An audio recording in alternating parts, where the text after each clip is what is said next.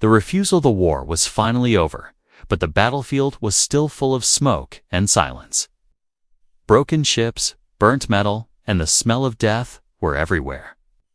Sergeant Davis walked carefully through the ruins, his boots crunching over ash and glass. He held his plasma rifle tightly, scanning for movement just in case. The enemy had been strong, fast, and cruel, an alien species known as the Xerax. They had attacked human colonies without warning, destroying everything in their path. But after years of war, the humans had won. Now, Davis and his team were sent to clean up the battlefield and collect anything useful. "Check that side," said Corporal Jen, pointing to a collapsed alien tank. Davis nodded and walked toward the wreckage. As he stepped closer, he heard a soft sound. Like a weak breath, he stopped, listening carefully, his heart suddenly alert. He pushed away some metal pieces, and then he saw it. A Xerac warrior. Half buried under the rubble, his armor cracked, one arm twisted. The alien was breathing barely. His purple skin was burned, and his eyes were half open, full of pain. Davis raised his rifle, aiming at the creature's head. This was the enemy, the same species that had killed thousands of humans. But something in the alien's eyes stopped him. There was no hate there, only fear and something else. Something like regret. Is someone there? Jen shouted from a distance. Davis didn't answer. He crouched beside the alien, studying him more closely. The warrior couldn't move. His legs seemed broken. "Why are you still alive?" Davis whispered. The alien made a soft sound, a word in a strange language. Davis didn't understand, but it didn't sound like a threat. Footsteps approached, and Davis quickly stood up. Blocking the alien from view, Jen arrived, looked at him, then looked down, her face turning cold. "Are you serious?" She said, "That thing. It's a Zerk. He's paralyzed," Davis replied. "He's not a threat now." Jen laughed, bitter and sharp. "And what? You're going to save him, after what they did?" Davis didn't speak, his jaw clenched. "He's not our mission," Jen said. "Leave him." She turned and walked away. Davis stood there for a long moment. Looking down at the broken alien, he remembered the screams of his fallen friends. The cities destroyed, the families lost, and yet his heart said something else. This alien was defeated, helpless. Davis couldn't explain it, but something told him this warrior was different. Maybe it was the look in his eyes. Or maybe Davis was just tired of hate. He bent down and pulled the alien gently out of the rubble. The Xerac groaned in pain but didn't fight back. Davis lifted him over his shoulder, slowly walking toward his ship. "What are you doing?" Jen shouted when she saw him again. Davis didn't stop. "He's coming with me," he said. "You'll get court-martialed," she warned. "Helping the enemy is treason." Davis looked back, his face calm. Maybe he's not the enemy anymore. The other soldiers stared in shock, but no one stopped him.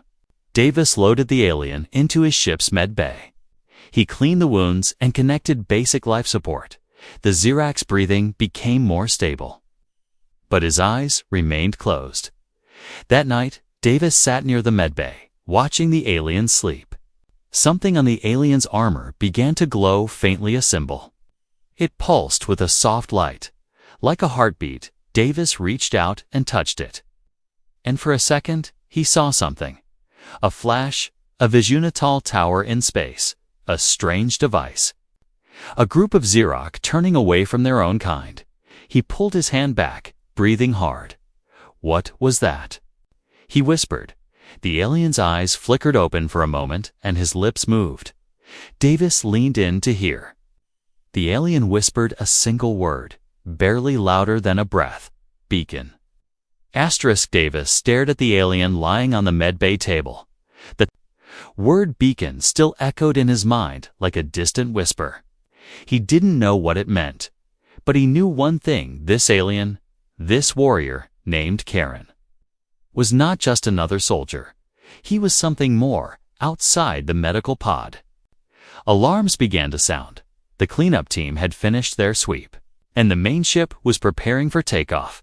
It wouldn't be long before someone came looking for Davis. And if they found Karen on board, things would go bad very fast. Davis quickly activated a cloaking field around the medbay. It was low-tech, just enough to scramble basic scans. He couldn't risk transferring to the mothership, so he set coordinates to fly solo, his ship. A mid-size recon cruiser called the Emberlight rose from the scorched battlefield. He didn't request clearance. Didn't wait for permission, he just left. The control tower tried to contact him. "Sergeant Davis, you are not cleared for departure," the voice repeated. Davis didn't respond. He muted the channel and stared into the stars ahead. He knew what he was doing was dangerous, but something deep inside told him it was right. Karen's breathing was still weak, but he was alive. Machines beeped slowly around him. Monitoring his vitals, Davis sat beside him, a blaster resting on his lap. He didn't fully trust Karen. Not yet. Hours passed. Stars moved outside the windows. Finally, Karen's eyes opened again. Davis stood up, alert but calm. "You can understand me?" he asked. Karen blinked slowly, his voice dry and cracked. "Yes," he whispered. Basic tongue. Davis handed him a small container of water, which Karen struggled to sip. The silence stretched between them until Karen finally spoke. "You saved me," he said. "You weren't supposed to die," Davis replied. "Not like that." Karen looked away, shame written across his face. "I was betrayed," he said. "My own people, they left me behind." "Why?" Davis asked. Karen hesitated, his purple skin pale under the ship's light. "I tried to stop the war," Kay said. "I saw the truth." Davis narrowed his eyes. "What truth?" Karen looked directly at him, and in that moment, Davis saw something very rare: fear. "There is something coming," Karen said, "something that controls both of our species." They wanted the war to happen, to weaken both sides. Davis took a step back, his mind racing. This didn't sound like a lie. It sounded like a warning. "You said beacon?" Davis asked. "What is it?" Karen's eyes closed again. "Tired. It's a signal tower, ancient. Hidden beyond the Dead Ring Nebula. It holds knowledge. Records from before your species even began. If we don't reach it first," he added, "others will." Suddenly, a red light flashed across the control panel. Another ship had locked onto them.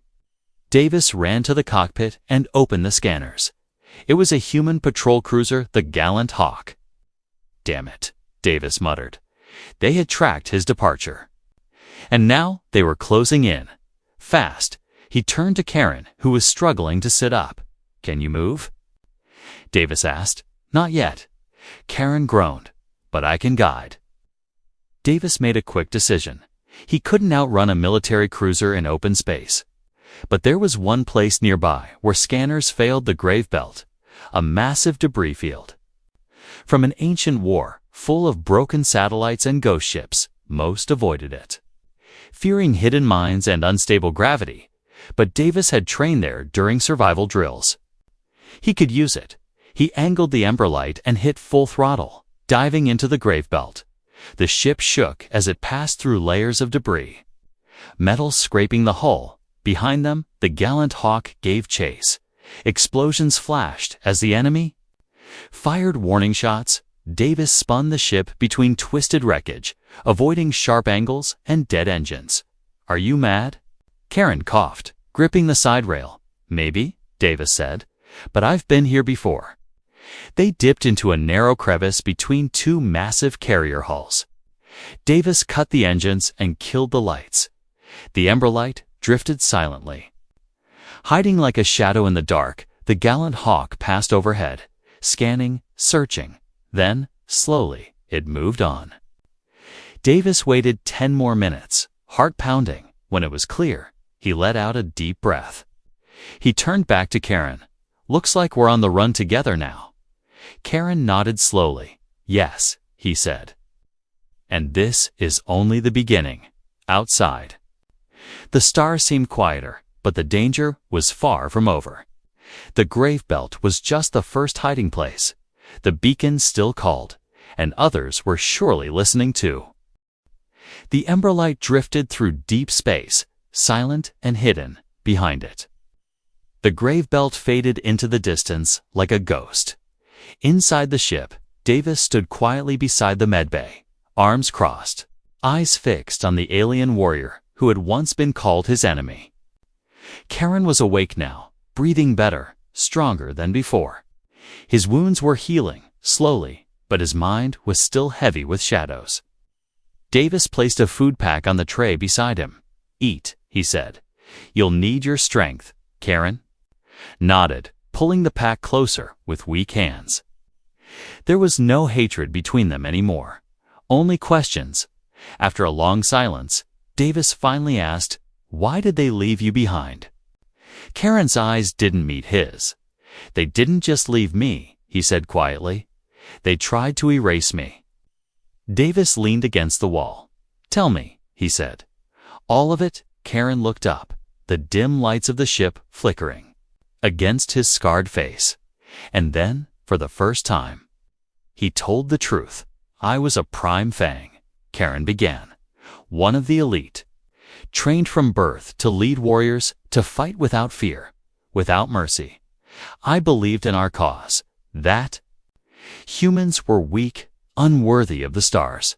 He paused, breathing slow and deep. "But during a mission on a border world, I found something hidden." He stared out the small window at the endless stars. A message, ancient, buried inside a ruin that wasn't built by Xerax or humans. It spoke of a third force, silent and watching, one that had shaped our path without us knowing. Davis listened closely, not interrupting. "What kind of force?" he asked. Karen turned to him, his voice low and intelligent.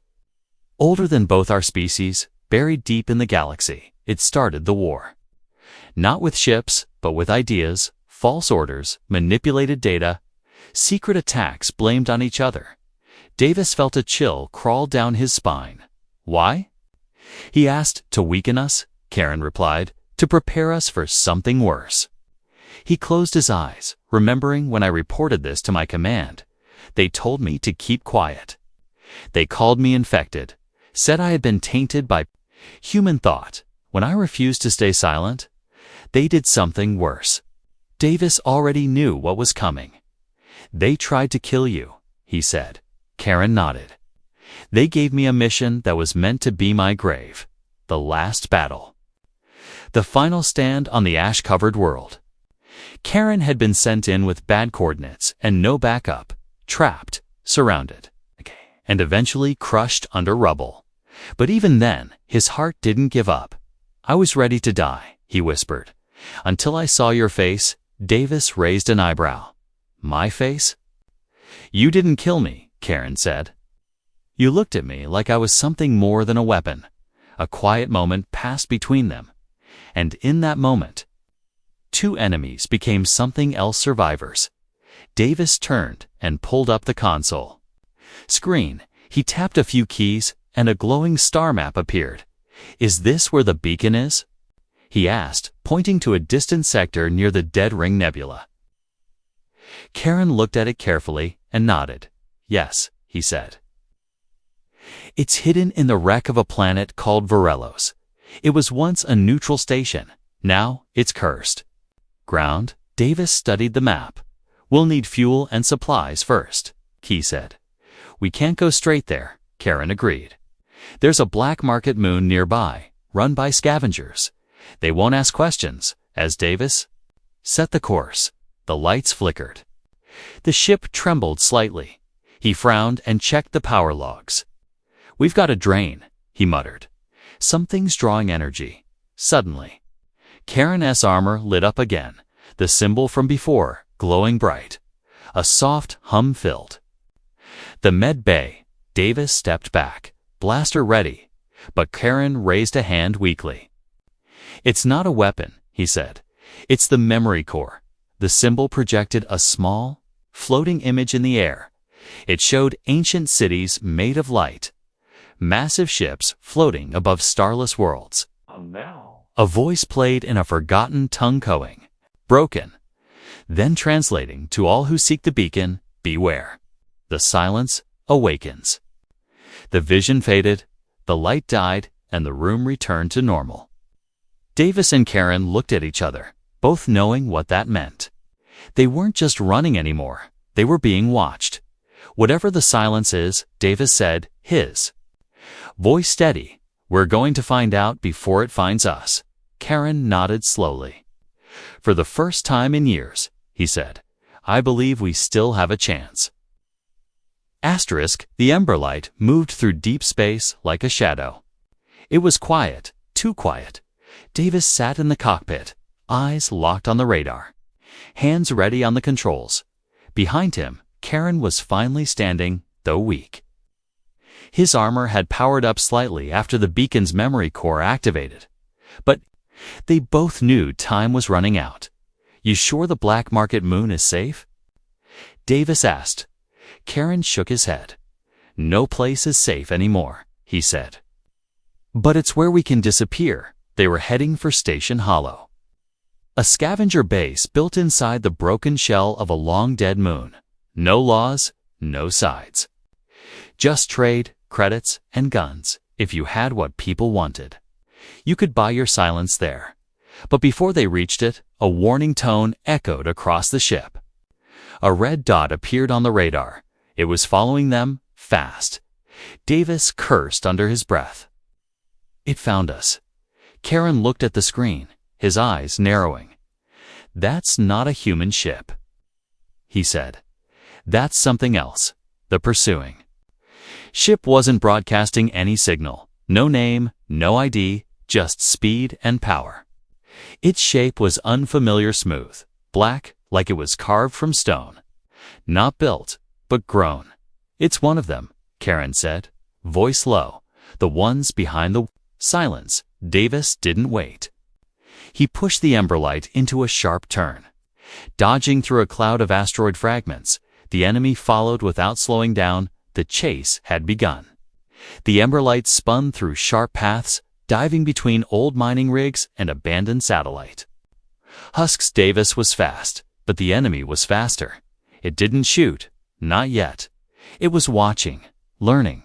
What does it want? Davis shouted over the engine noise. Karen touched his armor, feeling the beacon's pulse inside it. It wants this, he said. And it wants us not to reach the station.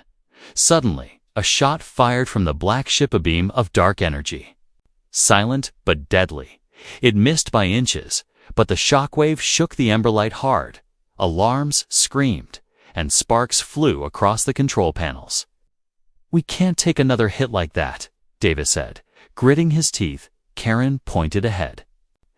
There, the hollow trench on the moon's surface. Go low, then rise fast. Drop debris behind us. Davis nodded and dove toward the surface of the black market moon. The trench was deep and narrow, carved by ancient impacts. The Emberlight raced through it like a comet, engines flaring hot. At the last moment, Davis pulled up sharply and launched a cargo module. It exploded in midair, throwing junk and smoke behind them. The enemy ship hesitated, dodged, and lost speed. It was enough. The Emberlight reached the outer docking ring of Station Hollow. Old lights flickered, and rusted arms extended to catch the ship. As they docked, Davis powered everything down. No signal, no noise, just silence. Inside the docking tunnel, scavengers waited with wide eyes and loaded weapons. A tall figure stepped forward. Juno, the station's keeper, half human, half cybernetic. Interesting arrival, she said, her voice metallic and smooth. You're being followed. Davis lowered his weapon slowly. Can you hide us?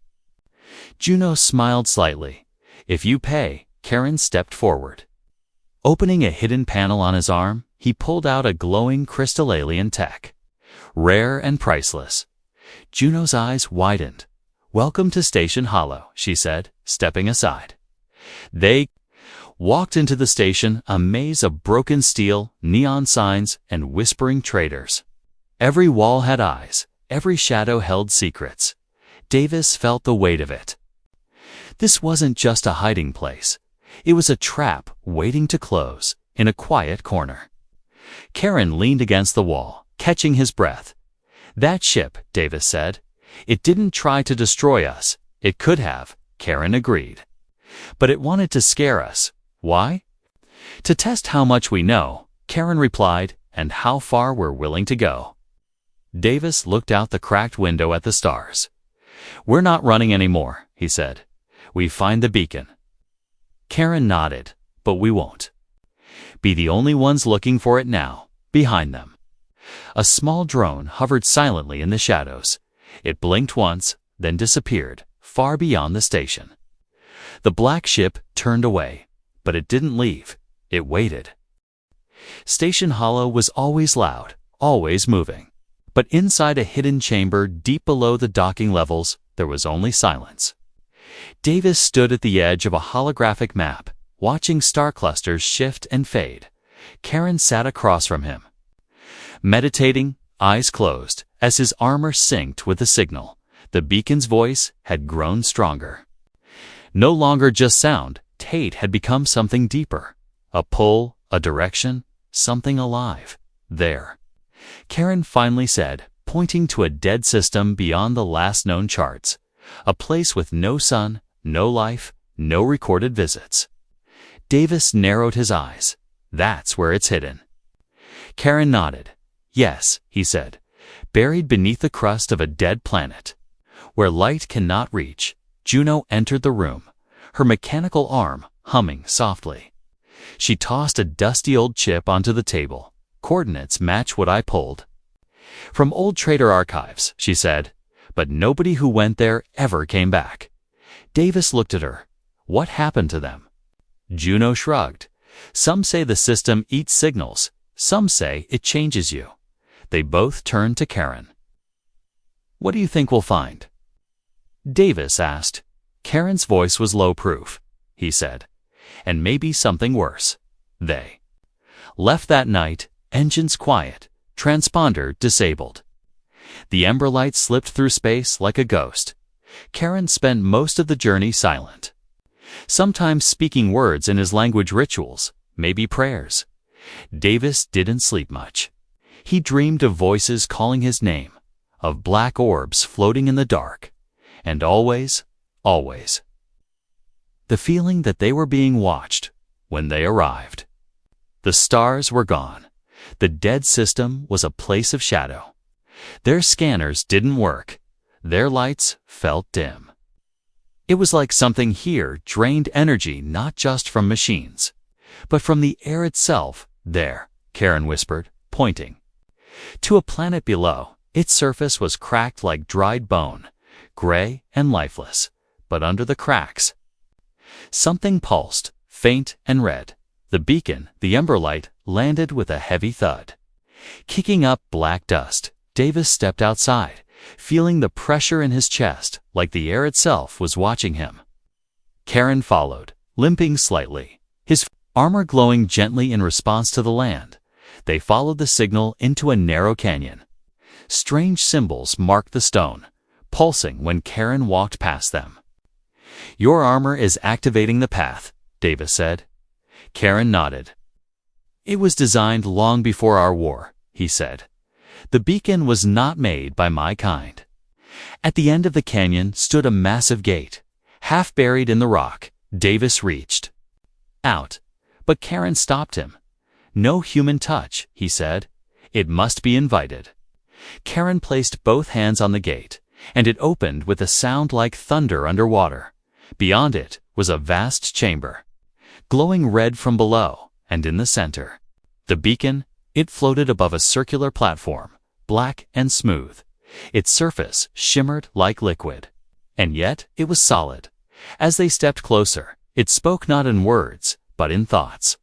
Both Davis and Karen staggered as memories not there own flooded their minds, visions of galaxies spinning, of species rising and falling. And then the core, not as a machine, but as something older, something watching, something that had whispered to leaders, offered power, caused fear. It had been there since the beginning, hiding inside technology, spreading between systems. Like a silent virus, it created our war, Karen said, holding his head. It fed both sides' lies, and now it wants to erase this, Davis added, looking at the beacon. Because this shows the truth. Suddenly, the chamber shook. A dark shadow appeared above the canyon, the black ship. It had followed them, silently, patiently. Now it descended, and it was no longer just a ship. It unfolded, growing limbs, changing shape, becoming something that crawled and pulsed. It wasn't made of metal. Wit was alive. "We need to download this data now," Davis shouted. Pulling a neural cable from his gear, he plugged it into the beacon. And light poured into his visor images, names, coordinates, the truth. Karen stood guard near the door, weapon drawn. The creature screamed as it approached, part machine, part nightmare. But Karen didn't move. He stood tall, armor glowing. "I was born to fight for my people," he said. "Now I fight for truth." Davis finished the download. "We're good," he yelled. "Let's go." Karen turned. But the creature moved faster. It leapt. Karen fired, blasting it back with energy that came from the beacon itself. They ran through the collapsing tunnels, the planet shaking as if it wanted to bury the truth again. They made it back to the Emberlight just as the first rocks fell from the sky. The engines roared, and they escaped into space, leaving the beacon behind. But the truth was now in their hands. Davis looked at the data, eyes wide, names of leaders. Planets influenced, secret wars. This was bigger than anything he had imagined. "This changes everything," he whispered. Karen stared into the stars. "And now, they will come for us all." The Emberlight was silent. Davis sat in the command chair, eyes locked on the holoscreen in front of him. The beacon's data was now decrypted, and the truth it held was darker than he expected. A list of names, human names. Generals, admirals, politicians, scientists. People who had received instructions from the same hidden voice that corrupted the Xerax. People who had helped start the war and let it burn. "Your leaders knew," Karen said quietly from behind. "They were guided by the same force." Davis didn't answer. His hand was shaking among the names. He had seen someone he once trusted, General Arlen. Arlen had trained him, promoted him, called him a hero. But the beacon showed messages, secret calls, strange orders, meetings. With unknown contacts, he wasn't just involved, he was part of it. Davis turned toward Karen. "What happens now?" Karen's voice was steady. "Now we expose the truth." Davis nodded slowly. He set course for Varelia Prime, the heart of human command. But as they approached orbit, something felt wrong. The station didn't respond to their calls. No. Flight path was cleared. Instead, 2 ships launched toward them. Weapons-armed, unidentified vessel, came a cold voice over the comm. "You are ordered to stand down and prepare for boarding." Davis froze. He recognized the voice, General Arlen himself. He hadn't denied the signal. He had answered it directly. "You know who I am, General," Davis said into the mic. "I'm bringing you something you need to see." There was silence for a few seconds. Then Arlen replied, "I know exactly who you are, Davis, and I know what you've stolen." Karen stepped forward. "They're going to destroy the ship," he said. "They can't let the beacon's truth reach the public." Davis stared at the glowing data core. "We need a new plan," he said. And then something unexpected happened. The ship shook violently. One of the escort ships had fired not at them, but at the other escort. A voice came through the emergency channel. "This is Commander Lane," it said. "I've seen the beacon. Data, I'm breaking Ranqueer with you. A rebellion born in seconds." Someone inside the system had chosen the truth. Karen and Davis coordinated with Lane. A new course was set toward an independent media broadcast relay on the far moon of Ira 7. If they could reach it, they could upload the beacon's files to the whole network. Billions would see it. But Arlen wasn't going to let that happen. As the Emberlight entered warp, Davis received a private message. A recorded video. General Arlen, seated.com. You were always loyal, Arlen said. That's why I picked you. But you were never meant to see behind the curtain. You want to expose the truth? He continued, let me show you one more. The video shifted. Inside a cold prison cell was someone familiar. A woman, Maria Davis, Davis's sister. I didn't even know she was still alive, Davis whispered, his hands turning cold. Arlen's voice returned. She was taken months ago, he said. Insurance. If you continue your mission, she disappears. Karen stepped beside Davis. I'm sorry, he said. But Davis wasn't listening. His mind was a storm of rage and fear.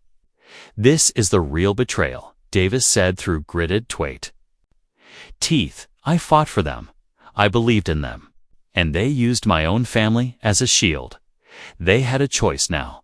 Upload the truth and risk Maria's life, or stay silent and let the lies live on. Karen sat quietly. My people were told sacrifice was strength, he said, but sometimes mercy is stronger. You must decide not just what kind of soldier you are, he added, but what kind of human. Davis stared out into the stars. He thought about the war, the lives lost, the lies hidden. He thought about his sister, kind, brave, smarter than him, and he made his choice. The Emberlight arrived. At Ira 7, it was already under fire, attacked by Arlen's loyalists. Commander Lane's rebel squad flew defense above the relay. Holding the line inside the station, Davis moved fast, beacon data in hand. Karen covered him, blasting drones and security bots from both sides. We've got 3 minutes before they breach, Karen warned. Davis reached the central uplink terminal. He inserted the beacon's core, fingers flying over the interface. A countdown appeared. Uploading. 87%. 92%. Outside, a ship landed. Too clean, too sharp. From it. General Arlen stepped out with 2 guards. He walked calmly, like nothing could touch him. He looked Davis in the eyes. I gave you a family, a purpose, he said. You gave me a lie, Davis replied, pressing the final command. The screen flashed. Upload complete. Across every screen, beacon towers, civilian channels, encrypted military nodes. The truth appeared. Names, messages, recordings, visions. From the beacon, the whole galaxy saw it, and the silence was broken. Arlen turned to leave, but Karen stepped in front of him. For the lives lost, he said. And with a quiet, final shot, it ended. Back aboard the Emberlight, Davis sat alone. A message came through encrypted. Weak. It was Maria's voice. I'm alive, she whispered. They ran when the files went public. I knew you'd do the right thing. Davis smiled faintly. For the first time in years, the stars looked open again. Free asterisk, the galaxy was no longer silent. The beacon's truth had spread like wildfire. On every world, in every system, people were asking the same question. If they lied about the war, what else did they lie about? Governments collapsed, alliances shifted. The invisible strings once controlled by the core were snapping one by one. But with the fall of one power came the rise of another. Davis stood in the war room of the rebel fleet's hidden base on Nero's 9. A massive asteroid hollowed into a fortress, floating in deep space. Around him, ex-soldiers, defected Xerox warriors, and Rogue is worked together, something no one thought possible. Across the stars, a final battle was forming. Not between humans and Xerox, but between the free and the controlled. The core has activated its central fleet, said Commander Lane, pointing to the tactical map. They're heading toward the beacon's original tower. If they destroy it, Karen added, they erase the truth and take back the shadows. Davis clenched his fists. Then we make our stand there. Not just for what happened, he said, but for what's coming next. The rebel fleet launched in silence, ships old and new, human and alien, covered in patchwork armor. And hope, they jumped together into the void, where stars were hidden behind clouds of dark matter. And in that darkness waited the enemy.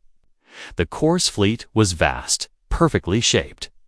All black metal and sharp angles, no names, no signals, just control. Each ship moved like it was part of one single mind. Davis stood on the bridge of the Emberlight, now fully upgraded, beside him. Karen had replaced his cracked armor with a new hybrid suit, Cyric plating mixed with human tech. He was no longer just a warrior. He was a symbol. They outnumber us, Lane said. Overcomes. They always did, Davis replied. But now we know who we're really fighting. The fleets met above the beacon's homeworld, a silent battlefield waiting for its storm, and then the first shot. The sky lit up with beams of light and ripples of soundless force. Rebel ships weaved between enemy formations, striking with speed and desperation. The Core ships didn't panic, didn't break formation. They simply adapted, faster than any AI should have. They're learning, Karen said. Firing from the lower turret, they always learn. But they don't feel, Davis said. Eyes burning with purpose. That's where we win. Suddenly, a signal cut through their Chenola message, broadcast galaxy-wide. It was the Core, a voice, smooth, cold, not male or female. You cannot stop order, it said. You cannot survive truth. Davis stepped forward and activated his mic. We already survived it, he said, and now we fight back. He sent the final command to all ships. Protect the beacon, no matter the cost. Kara launched in a personal assault pod, flying directly toward the main control vessel of the Core. It wasn't just a ship, was alive. Pulsing with red light and armored like a planet, Davis followed in a heavy fighter. Cutting through drones and missiles, the battle around them was chaos, ships falling like stars.